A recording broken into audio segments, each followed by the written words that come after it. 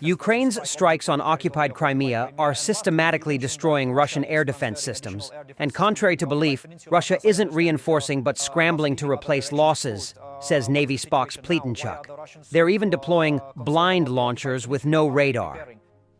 We partially see how the defense forces strike objects in the territory of occupied Crimea, and last week you mentioned that Russia is transferring additional air defense systems to the occupied peninsula, as I understand it, thus leaving other directions exposed. What is the situation now? Why are the Russians so concerned about the occupied peninsula? Are they preparing? Or perhaps they know something about our defense forces' plans? Do you observe this activity at all? In fact, it was a slightly incorrect interpretation of my first on this topic statement. It was not about them gathering forces, but about them periodically having to replenish losses. So yes, accordingly, they periodically transfer some units to the territory of Crimea because they are simply being destroyed. And they are forced to maintain a certain percentage of density of fats in this cocktail so that it doesn't start to spoil. And so accordingly, they are forced, of course, throw in some units. Because videos have already been published by colleagues from Shuar showing them taking out radar stations, sometimes even launches. Although, in reality, a launcher without eyes, without radar, is just iron. So, yes, they maintain density. That's a fact. And again, periodically in monitoring publics, you probably observe how something explodes in Crimea. Of course, these are not always just some kind of objects that you can't see. These are, of course, elements of that same air defense system, among other things. But still, such results as on the territory of the Russian Federation itself, where it burns and explodes for a long time, and it's much more often seen precisely on the territory of the Russian Federation itself. The so-called suggesting that the density there is likely lower. Ukraine's new drone strategy, cripple Moscow's airports, make Russian population pay. Hundreds of Ukrainian kamikaze drones have flown towards Moscow in recent weeks. None appear to have even reached the Russian capital. Yet the effect on the city and the wider country has been hugely significant. Ukrainian drones have forced at least 217 temporary airport closures across Russia since January. One independent Russian outlet Novaya Gazeta Europe reported on May 14th, citing data from Russia's state aviation agency Rosaviatsia. The figure already surpasses the combined total for all of 2023 and 2024, underscoring Kyiv's growing ability to put pressure on Russia, even in areas far from the border with Ukraine. According to Serhiy Bratchuk, spokesperson for the Ukrainian Defense Army's Southern Division, the surge in disruptions reflects a strategic shift in Ukraine's drone campaign. Moscow is the biggest aviation hub in the Russian Federation. Flights go everywhere, not only across Russia, but worldwide, he told the Kyiv Independent. This is about the potential disintegration of Russian regions and the weakening of internal control. 3 nights of Ukrainian drone raids before Russia's Victory Day on May 9th forced Rosaviatsia to order temporary flight restrictions that disrupted travel plans for at least 60,000 passengers, according to the Association of Tour Operators of Russia. Just shy of 2 weeks of calm have been followed by another wave. The Russian Defense Ministry claimed that 485 Ukrainian drones had been downed over the past 3 days, from May 20th to May 22nd, including 63 over Moscow Oblast. Overnight on May 23rd, the attacks continued, with Moscow's Vnukovo, Domodedovo, and Zhukovsky airports forced to suspend operations due to 6 drones that were flying toward Moscow, the city's mayor, Sergei Sobyanin, claimed. The priority direction is clear: Moscow and the surrounding regions, Bratchuk said. Bratchuk highlights that due to Russia's vast geography, air travel is essential for maintaining connectivity, and disruptions in aviation could increase the risk of regional disintegration and public unrest. These disruptions are not accidental. They are part of a pressure campaign against logistics, air defense systems, and public morale, he said. The Russian population has to pay for this war. Sleeping in tents at the airport is not the highest price, but it does affect morale. Bratchuk also claims there is an economic cost to Russia in having to constantly close its airports. Aviation is not a cheap industry, and losses are incurred by airports, by airlines. But it also has a psychological effect on passengers and cargo clients, he said. But experts who spoke to the Kyiv Independent said the immediate economic costs for Russia likely remain manageable, suggesting the campaign's primary objective is not to disrupt the economy. The economic impact is visible at the level of individual airlines, but the losses are minor, Sergei Alexishenko, a US-based Russian economist, said.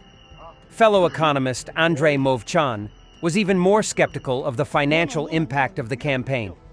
"I don't think there are any economic considerations at all," he said. While the economic fallout may be limited for now, Ukraine's drone campaign is also intended to serve a military purpose beyond financial disruption, Bratchuk said, saying the tactic also forces Russian air defense systems into a constant state of alert. Even the smallest aerial target must trigger a full air defense response, Bratchuk said. That's how the system works. For us, for Russia, and for any country. Russia's layered defense network is already under visible strain from Ukraine's now years-long campaign targeting Russian oil production in an attempt to deprive the Kremlin of money to fund its full-scale invasion, as well as military targets like ammunition dumps. Targeting Moscow and the surrounding oblast with increasing numbers of drones could spread Russia's air defenses even thinner. With Russia's air defense units forced to react to every aerial threat, Kyiv appears to be testing the limits of the Kremlin's ability to protect its own territory, a tactic that could lay the groundwork for future strikes with greater precision and deeper penetration. Maybe this is one element that would enable our combat drones to strike more effectively at military targets, Bratchuk said. As for military targets, strikes will continue to hit military-industrial sites in Russia. That's the only strategy. But the priorities now are somewhat different, Bratchuk concluded.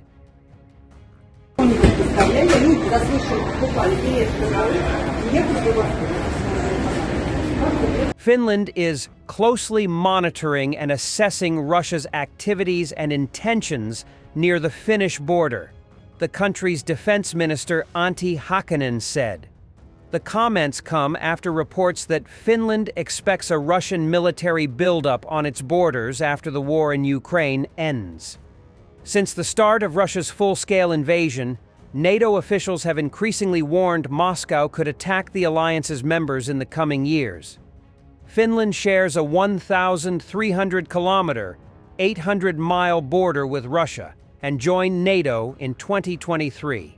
We have excellent capabilities to observe Russian operations. As a member of the alliance, Finland holds a strong security position, Hakkinen said. He also added that Russia's actions aimed to strengthen its armed forces have not come as a surprise to Finland, but at the same time, Finnish society has invested broadly in preparedness for all types of disruptions and crises. Major General Sami Nurmi, the head of strategy of the Finnish Defense Forces, said in an interview on May 21st that the Russian military has begun moderate preparations when it comes to building infrastructure close to Finnish borders. Previously, on May 19th, the New York Times published satellite images which seemed to indicate an expansion of military facilities near the Finnish border. The Finnish border guard announced the completion of the first 35 kilometers, 22 miles, of a planned 200-kilometer fence along its eastern border with Russia on May 21st. The border has been closed for over a year after Helsinki accused Moscow of orchestrating a hybrid operation by directing asylum seekers toward Finland. Finnish authorities claim that these hybrid tactics have intensified since the country joined NATO in 2023. U.S. President Donald Trump, when asked about Russia's recent actions on May 20th, said that he had no concerns, assuring that Finland and Norway would remain very safe. "It doesn't concern me at all. They're totally safe. These are two countries that will be very safe," Trump said.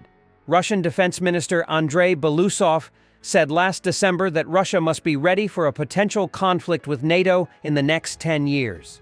Moscow has also issued a number of veiled and overt threats to the West over its support for Kyiv, including warnings of a possible nuclear response. NATO countries in Russia's vicinity have intensified their preparations for a possible conflict. Poland and the Baltic countries moved to abandon a treaty banning landmines and are strengthening the borders shared with Russia and its ally Belarus while urging higher defense spending across the alliance. The Council of the European Union will hold a hearing regarding the potential loss of Hungary's voting rights at a meeting on May 27th, according to the agenda on the Council's web portal. This will be the 8th hearing regarding Hungary since the European Parliament triggered Article 7 procedures against the country in 2018. Article 7 of the EU Treaty allows for the suspension of Council voting rights if a member state consistently breaches EU founding principles. European ministers will discuss Hungary's status at a meeting of the General Affairs Council on May 27th, the Council said. The hearing comes as the EU is looking for ways to override Budapest if it vetoes Ukraine's accession to the bloc. EU High Representative Kaja Kallas said on May 10th that Brussels has alternative plans in the event Hungary attempts to obstruct Ukraine's candidacy. We have a Plan B and a Plan C.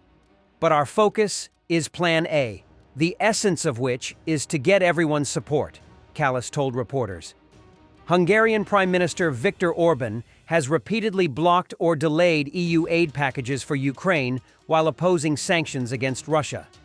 Hungary's ongoing obstruction of support for Ukraine has repeatedly triggered threats to withdraw the country's voting rights. The European Parliament has also continuously raised Article 7 concerns regarding Hungary's erosion of the rule of law.